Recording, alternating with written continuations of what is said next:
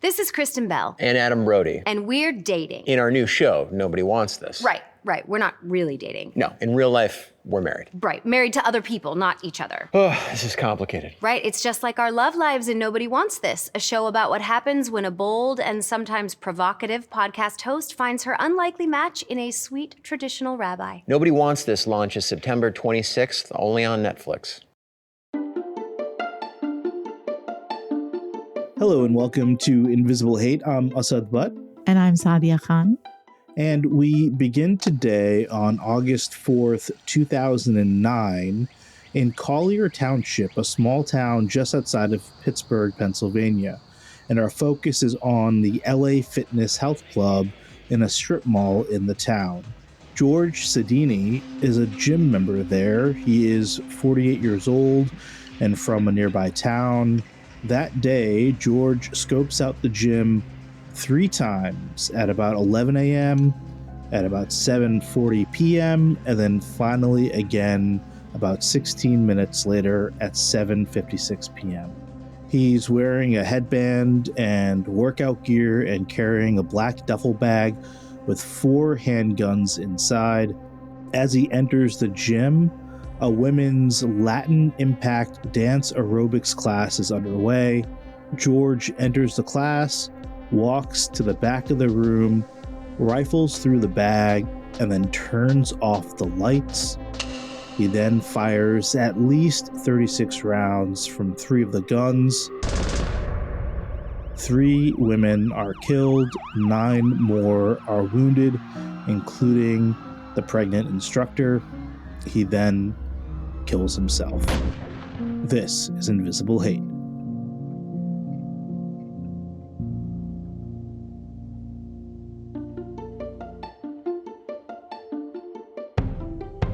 Welcome back to Invisible Hate, a weekly true crime podcast in which Saadia and I attempt to uncover the ugly truth behind various hate crimes, both recent and historical.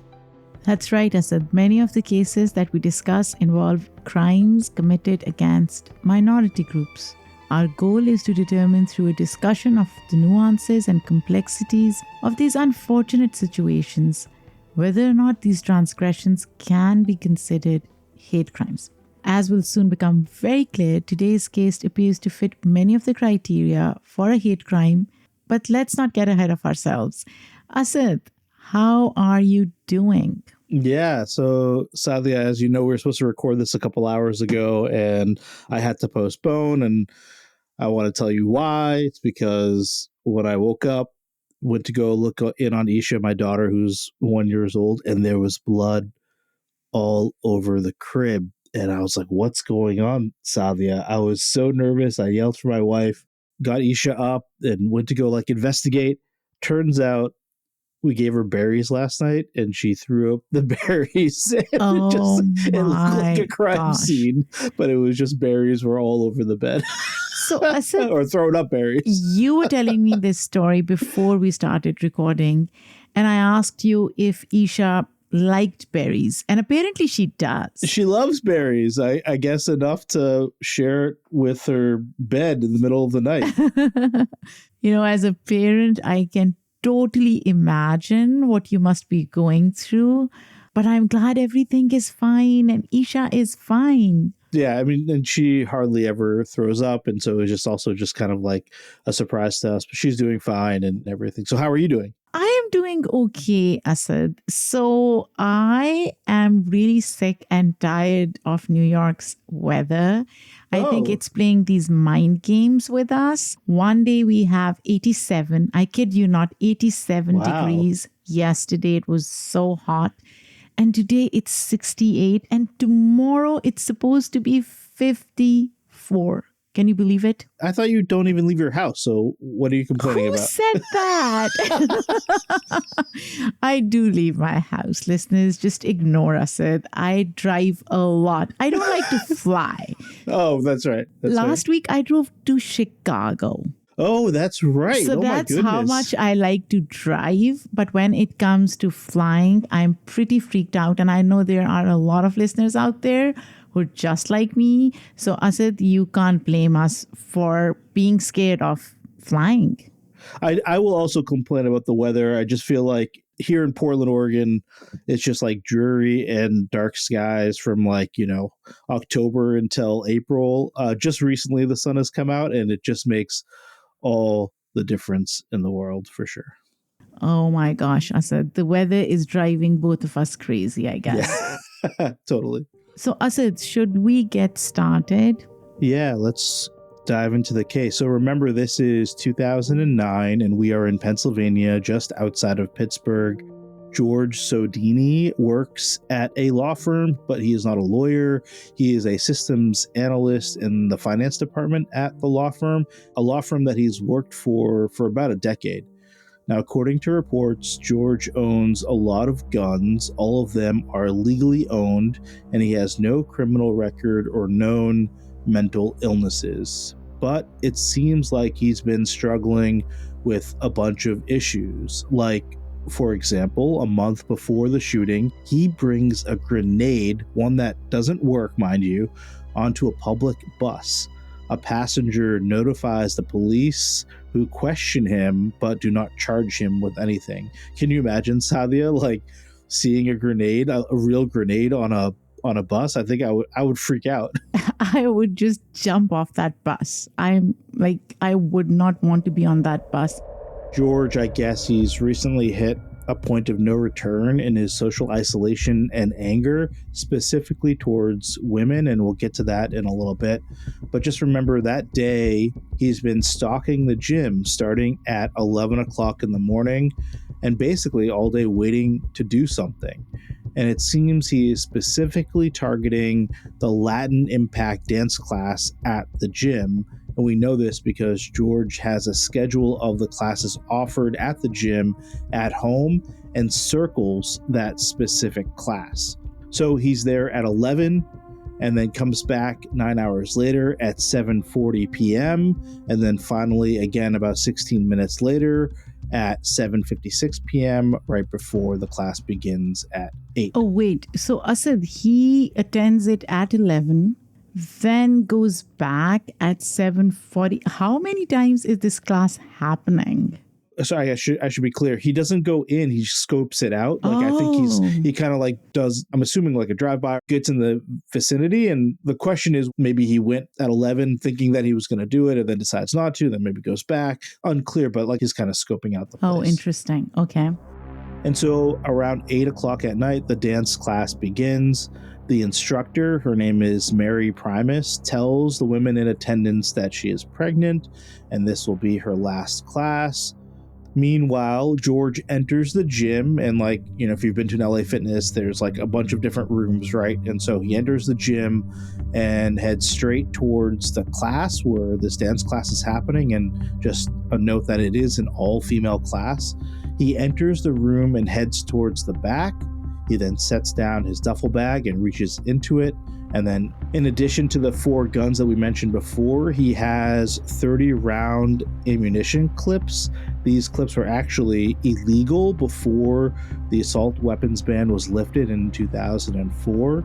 He takes out at least 2 of the guns, then flips off the lights, shuts off the lights so nobody can see anything, which someone had actually shown him to do recently. So also there's no question this act is incredibly premeditated, right?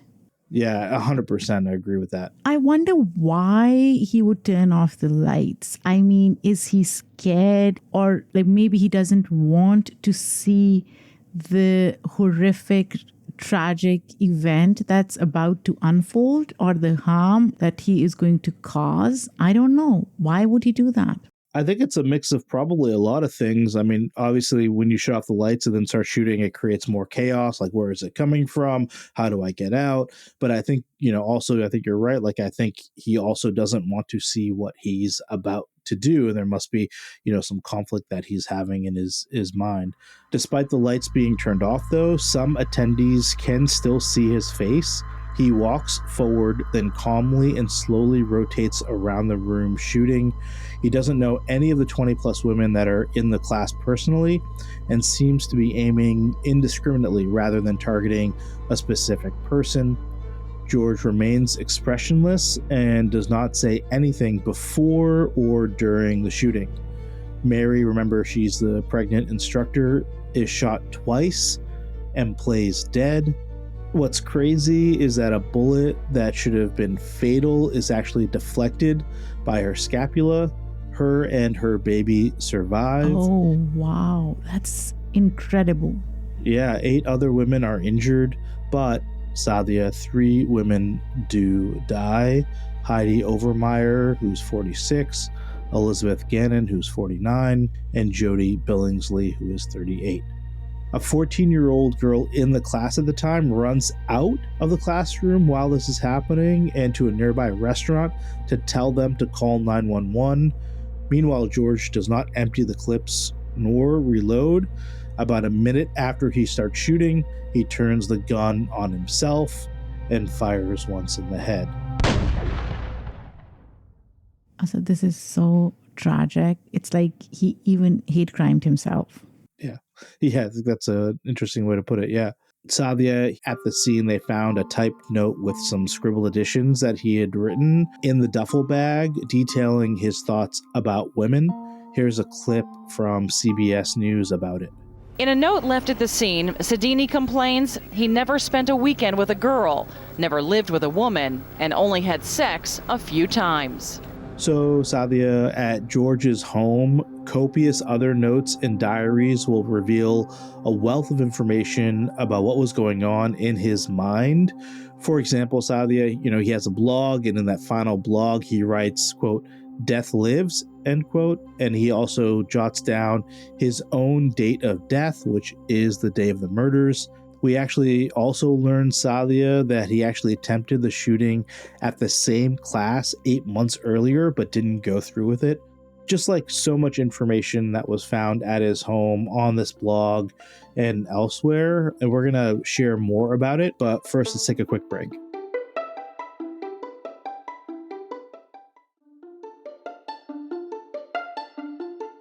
Welcome back to Invisible Hate. So Asad, what can you tell us about the investigation?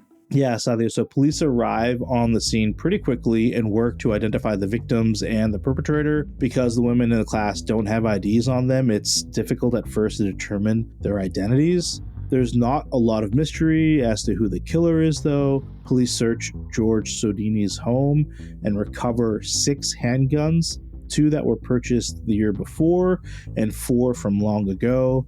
They interview his neighbors. Some say he was odd and had become a recluse and stopped talking to them. Others say he was a loner but polite and seemed trustworthy. Nobody realized the extent of his loneliness, and at least one neighbor laments not inviting him over. Saadia, I always find this interesting when they talk to neighbors, and I always wonder, what would happen if, people were to talk to my neighbors and ask them about me. They probably would be like, He was a loner? He was a loner, always had his headphones in, always walking fast with the dog, look like a homeless man because I'm wearing sweatpants and a sweatshirt. You're absolutely right. Not about you, but it is true. It's about, if I think what my neighbors would think, I don't know. I don't interact with them as much. I don't meet them. They hardly know me. So all these descriptors would somehow apply to me as well. Maybe police should find a different way to investigate a person's personality, right? This is not a great way to do it, by the way. Yeah, it's just interesting, too, to kind of say something about America in, 2024 and that, I think there are some neighbors that know us, somewhat well, but the vast majority of our neighbors don't. I think it's interesting to me. Maybe that wouldn't have been the case, 20 or 30 or... Time to hang out with neighbors, do barbecues, Asad. Yeah, we try. My wife is so much better than I am, for sure. I mean, our neighbors are great. Don't get me wrong. They're really awesome people. It's just there isn't enough time in the day to hang out with everybody, right? Yeah. Anyway, back to the story. So the most telling find by far is a website registered in George's name that talks about his struggles. In it, he refers to himself as, quote, Crazy George, and writes, and I quote, probably 99% of the people who know me well don't even think I was this crazy, end quote. He keeps 2 blogs, one published and the other unpublished, and one started 9 months before the shooting and chronicles his lifelong struggle to find a girlfriend, sexual frustrations, and plans for the shooting, which he refers to as his, quote, exit plan. So I assume this is the unpublished one. Yeah, right, exactly, yeah. I don't know, Asad. We've covered similar cases in the past, and I always think that there is so much to human mind and the way we understand and interpret the world, how we see it, how we see our place in society, in the world, how we interact with other humans. That really forms the basis or the foundation of who we become eventually. And again, I mean, I'm sure you'll share more details with us, but it's a tragic, and not just for the victims, which it absolutely is, but for him as well.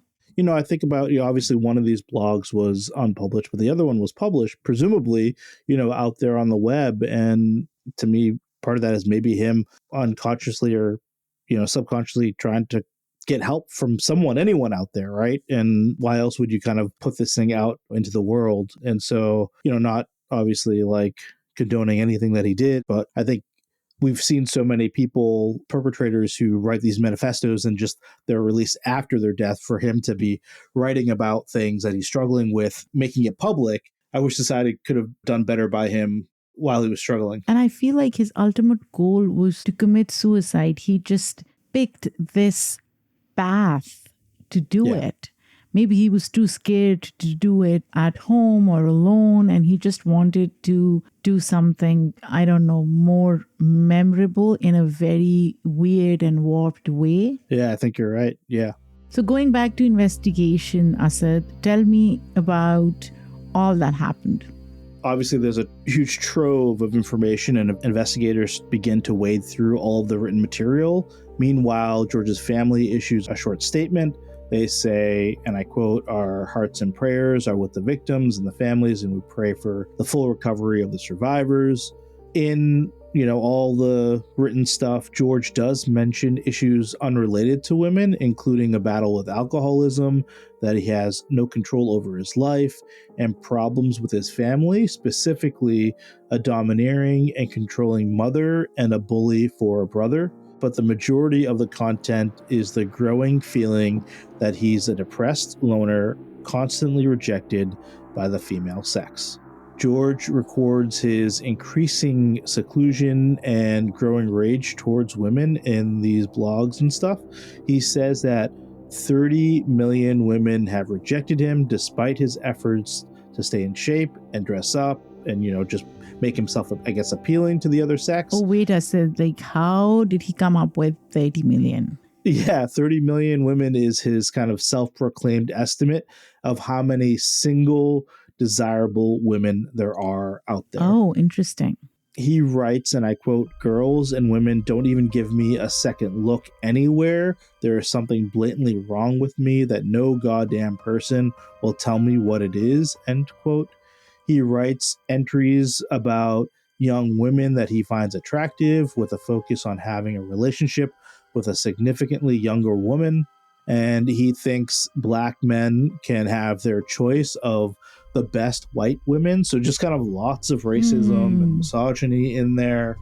He mentions occasional relationships, but it's unclear how significant or functional they were, or frankly, if they were actually even real relationships. He writes that he once impregnated a woman decades before whose sister he knew, and that he hasn't seen her since she was 4 months pregnant. And then also police discover that in 2006, so a couple years before, a woman at his church complained that he was paying too much attention to her, and I guess the pastor had to step in and speak to George, and then the behavior stopped. So, lots of kind of like troubling behavior, troubling thoughts, troubling kind of views of the world, all in there.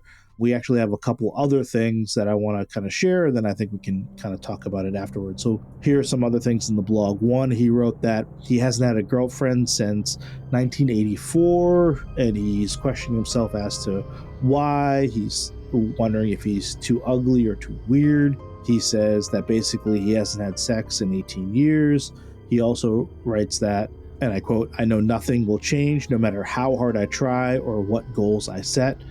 He also, Saadia, just like has this notion that a man needs a woman for confidence, and that having a woman will give him a boost to his job and his career, and other men will look positively towards him, and that, that he'll basically be able to come home and have someone to spend the night with, and also a friend. And then, I think just generally there's a lot of content in here, Saadia, just like he has little confidence. He doesn't know how his life got to the point to where it is. He just feels helpless and doesn't know how to change it for the better, So there's so much to talk about in this, right? In the beginning, you mentioned his mother and his brother who's a bully. Maybe he's looking for some family, outside family. He is probably looking for some companionship, but then he's also seeking affirmation. And he thinks that he can seek affirmation through the opposite sex. That's how he views how others will perceive him. So a lot of thoughts, probably a lot of contradictions. And I'm sure he must be suffering, right? To feel that way, to feel so worthless, and to project your worth on other people and how other people see you. That must be a very, very sad, lonely place to be in. And I think a lot of people feel this way, right, Saadia? I think, certainly at times in my life, it's been, when I wasn't dating or, before being married, like questioning, like, hey, what's wrong with me? How come nobody wants to date me or whatever, marry me or whatever? And I think it's a natural thing, especially because of how the media portrays that, there's someone for everybody and The ultimate fairy tale, right? But not all of us can be like you and find our soulmate at whatever, 15 were you? What was it, Saadia? How old are you? No, I'm just kidding. I'm just making a joke. I wasn't 15. I'm just kidding around. But, I think that there is this kind of like, unfortunately, this feeling that I think men and women both have of like, if you don't hit certain mile markers of like, whatever, being married, having kids, having a successful job, then these societal pressures of like, what's wrong with you? There must be something wrong with you if you have not been able to achieve all these things that society and media tells you that you have to achieve by certain dates. You're absolutely right, Asad. And it is natural to feel all of that, but it is also so sad, right? Because some of it is a social construct. It's constructed. 100%. It is what the society is telling us, right? Setting those milestones, setting those deadlines for us. And anybody who steps outside those predetermined parameters of when and how is deemed odd or not fit. Yeah, I completely agree with you. And I'm not justifying it, but I'm just sharing that a lot of people feel this way, right? Absolutely. So, Asad, as we just talked about, George seems all over the place, right? Yeah. But why does he choose the gym if he's not targeting anyone specifically? I mean, if it were the opposite sex, he could target them anywhere. I don't think we have the answer to this, but I'm assuming it's just a place that he knows that a lot of women are at. And if that's the focus of his anger, it's unfortunately an easy target. He does make note of when he joins LA Fitness in his blog and says he enjoys lifting weights there, but he also says that many of the young girls at the gym look so beautiful as to not be human. Yikes. I mean, he is pervy in some ways, right? You can see that frustration pretty exposed in this particular quote of his, right? Totally, yeah. And so, I think he's determined that this is the location. And in January of 2009, so, 8 months before the actual shooting, he attempts the shooting for the first time. He arrives at the gym with guns, intending to target that same dance class, but he says that he chickens out. And, I don't know what happened in the kind of 8 or 9 months before the actual shooting, but in August of that year, he begins preparing again. And this time, like, he's working out every detail and he calls it a big day. He stops drinking for a couple days before it actually happens. And so, I think, he's trying to prepare himself not to fail again, unfortunately. Interestingly, though, Saadia, he actually meets a woman at the gym not long before this that he's actually interested enough to possibly delay his new plan, according to his diary, but in the end, he follows through. Oh, so he follows through despite having a woman in his life now? It seemed like, according to his blog, that he met someone, and who knows how far it went, whether there was any dating involved or more or less. But it seemed like, according to the blog at least, like it was enough for him to be like, oh, maybe I should wait. But in the end, yeah, he doesn't, unfortunately.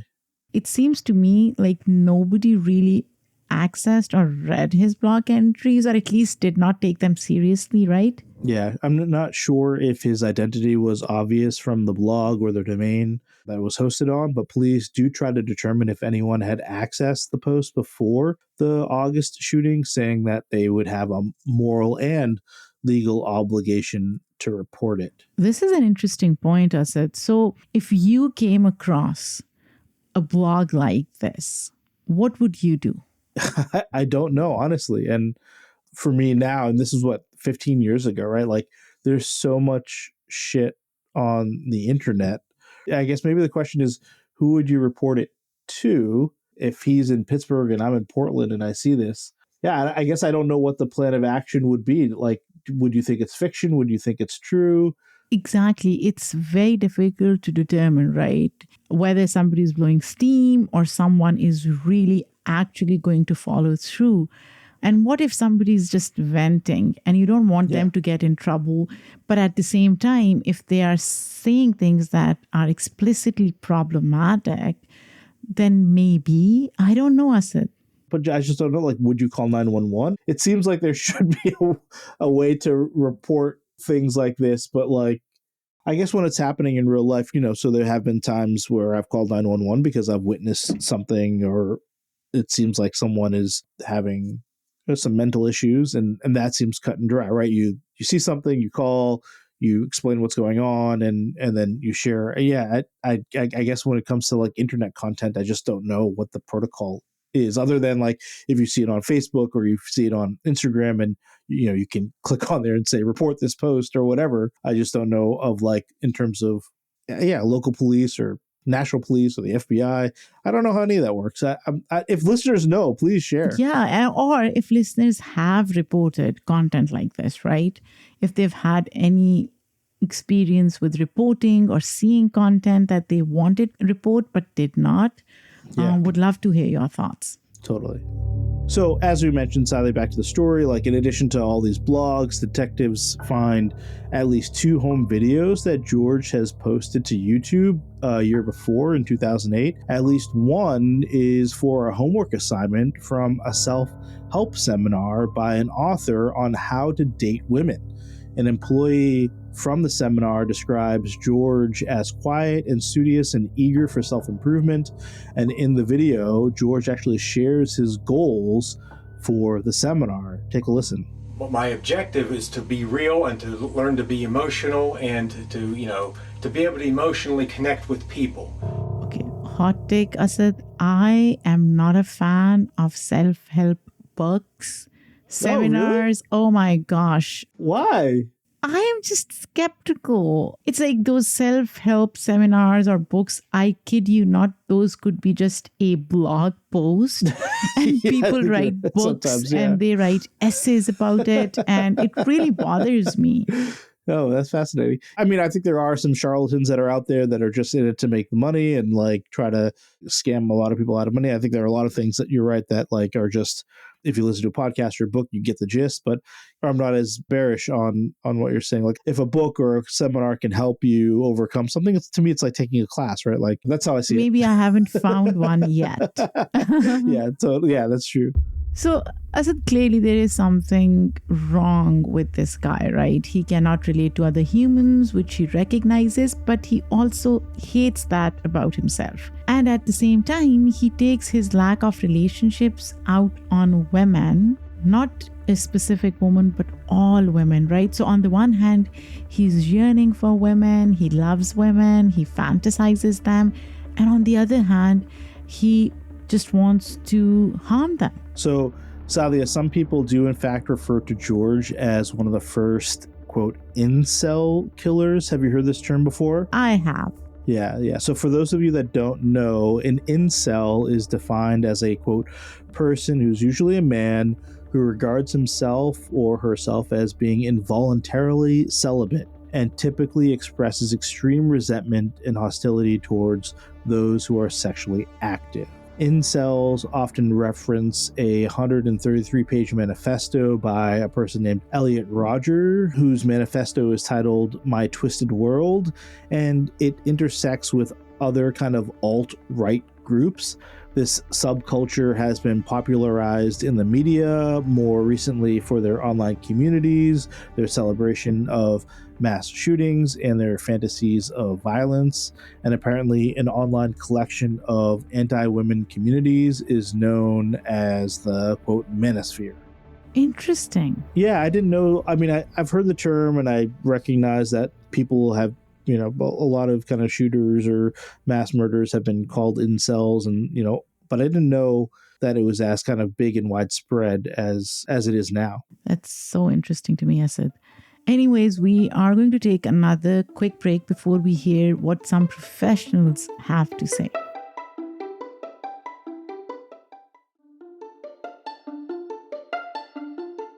Welcome back to Invisible Hate. So, Asad, what do professionals think or make of all of this? Yeah, so a forensic psychiatrist on Good Morning America weighed in and said that George had a toxic mix of loneliness and a desire to be seen. He said that his inability to connect with others is not unusual, of course, but him targeting others as opposed to hurting himself is less common. Let me quote to you what she said on that show. She said that the frightening thing is that he is more like you and I than he is a serial killer. He's not a guy who is killing because he enjoys killing. He's a guy who wants to make a mark. This is the only way he knows how to do it, end quote. She also believes that George turned off the lights so he couldn't see the damage he was doing, something that you pointed out earlier. And another psychiatrist also wrote that George was channeling that sense of masculine sexual failure into a conquest that results in a mass killing. And so, Saadia, here is a mental health attorney who also comments after reviewing George's writing. The first thing that comes to mind really is the pain that he was in, the fact that he was so isolated and angry and upset. He clearly resented the women who had rejected him, or resented women in general because they weren't willing or able to have a relationship with him. So, Asad, a lot of what they're saying is what I already said. So you're an expert. I am an expert. See, I could write a book. I'm sorry. I also have a lot of thoughts about how everybody in the US writes books, but we could do another episode on that. No. But anyways, yeah, I mean, it makes a lot of sense to me what the attorney is saying and what the psychiatrists are pointing at. But my question is, Asad, do you think it could have been prevented? Yeah, that's a great question. I don't know how to answer that. What I can say is that the county police superintendent, a person by the name of Charles Moffat, believes that it is unlikely that the shooting could have been prevented because he thinks that George just had a lot of hatred in him. Anyway, several victims and their families end up suing George's estate for damages, which obviously makes a lot of sense. So, Saadia, I think let's go to our big question. Was this a hate crime? That's an interesting one, Asad. On the one hand, he targeted an all-female class twice, right? His misogynistic writings and attitude, him objectifying women. He blamed women for all his shortcomings. But at the same time, he was yearning for women, right? For their love, their attention. He wanted to be with a woman. And in the end, he killed himself. So I wonder if it was a means to an end. I wonder if he hated himself more than anybody else in this world.